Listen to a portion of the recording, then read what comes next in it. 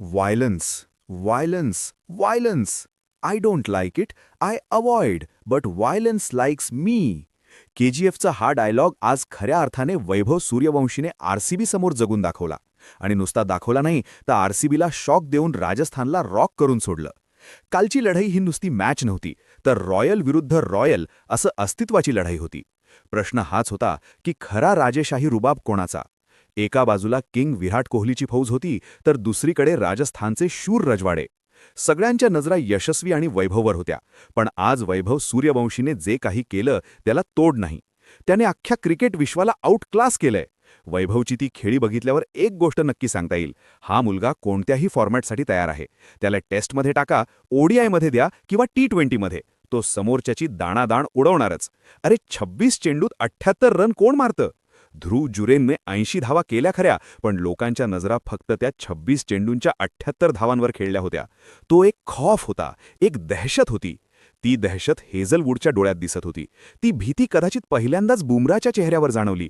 जी दहशत आरसीबी समोरच्या टीममध्ये निर्माण करायची, तीच दहशत आज एका 15 वर्षांच्या पोराने त्यांच्या मनात भरली. सोशल मीडियावर तर मीम्सचा महापूर आलाय. एवढ्या मोठ्या टीमला एका 15 वर्षांच्या पोराने धू धू धुतलं. अक्षय कुमारच्या भाषेत सांगायचं तर ही नुसती बॅटिंग नव्हती, ही तबाही होती.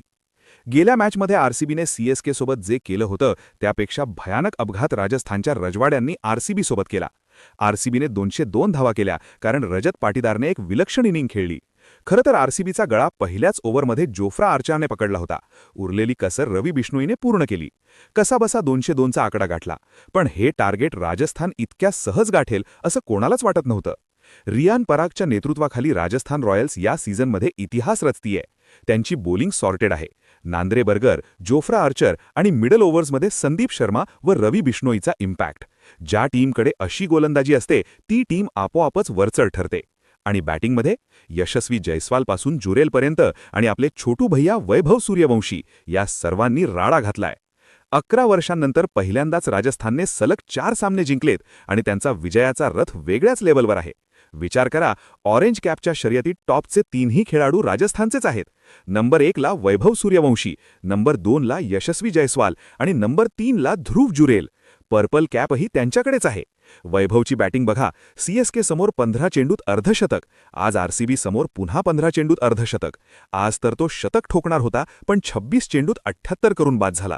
पण जाता जाता त्याने हे सिद्ध केलं की राजस्थानचे हे रजवाडे आता कोणालाच सोडणार नाहीत.